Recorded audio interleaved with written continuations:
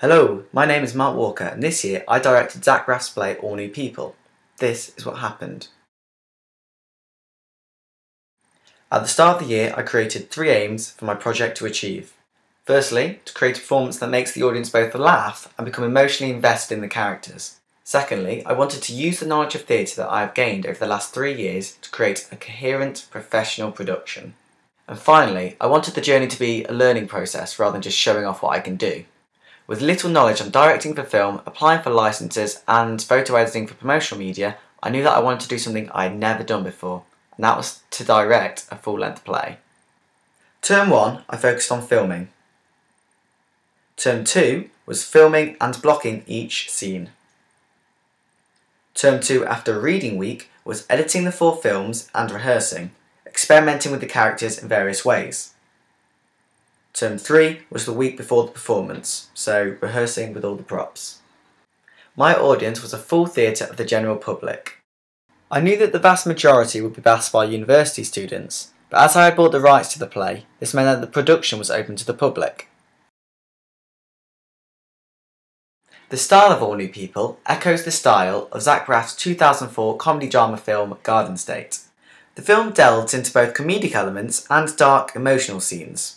This unique style is likely to have been inspired from TV show Scrubs, in which Braff primarily acted in but also directed various episodes. This style of comedy blends character comedy, black comedy, and slapstick, with dark undertones of serious drama included. This style of situation comedy is reminiscent of the 1977 play Abigail's Party by Mike Leigh. The structure of All New People mirrors the structure of a farce. A farce tends to begin with jeopardy. The characters each have an objective that they will push themselves to complete. As the play develops, the pace of the play increases. In addition to this, there are also one long scene in real time. However, there is one key point where this play differs in a farce. In a farce, the characters start as 3-dimensional, normal characters, and then due to the fast-paced nature of the play, they become caricatures, desperate to achieve their goal. In All New People, it is the reverse. The 3 characters enter the house as caricatures, each with a clear motive. But as the play develops, the audience sees a dark backstory explaining how the character got to the beach house in the play. We see the true 3-dimensional character inside of them.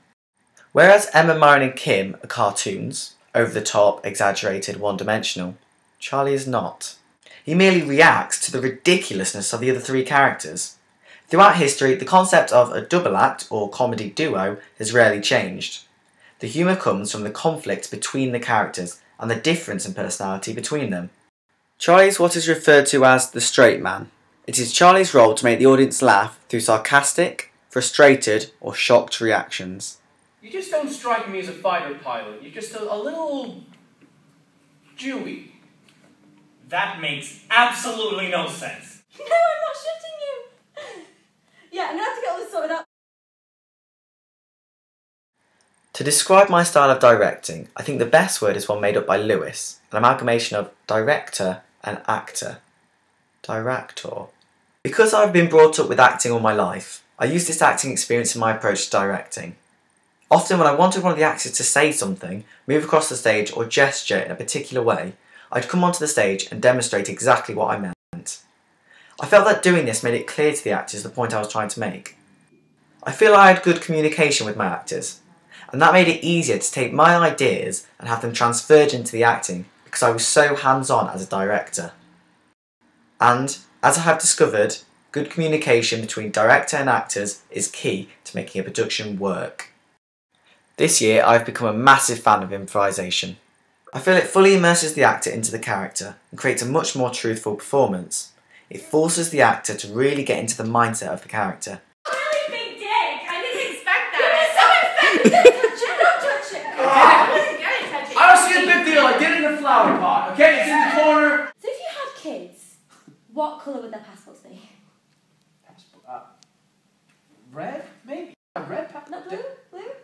No? If you wanted to be blue, baby, they could be blue. Oh, that's fantastic. Yeah. A technique I love to use is Sanford Meisner's repetition exercise, where you repeat the last bit of the previous line. This makes the actors see how the character's brain is working and how best to express that. Get the fuck out of here! No, I will not. You might want to start with a brief thank you for me saving your life. Thank you for saving my life! I didn't ask to be saved! What I want is some fucking privacy! Fucking privacy, look, I don't want to be insensitive. You don't want to be insensitive? We'll try a little harder. Another technique I like to use is getting the actors to experiment with intensity.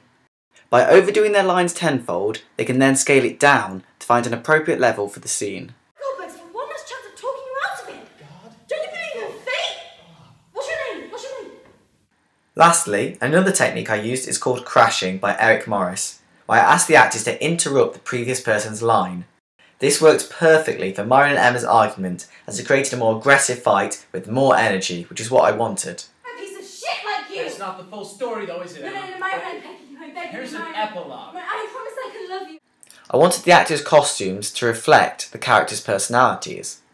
Myron had to be scruffy, yet masculine. Kim had to have flattering clothes accentuating her figure, whilst at the same time looking expensive. Charlie had to look rough, plain, not expecting company. Emma had to look smart at the start and gradually get messier looking, to reflect her revealing her dark, sad past by the very end of the play. To do this, she wore her hair up, had a blazer and glasses on, with her shirt tucked in, just to have her costume deteriorate by the end of the play. When creating the set, my main priority was to be able to create different atmospheres.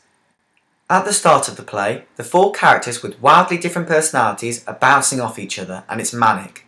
So I wanted the actors to be able to get around the stage with ease and have reasons to be on opposite ends of the stage at points.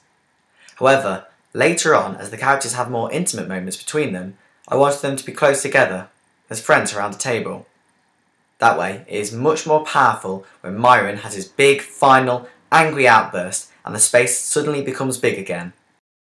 My intention for the posters was to emphasise the one-dimensional side of the characters that we see at the start of the play.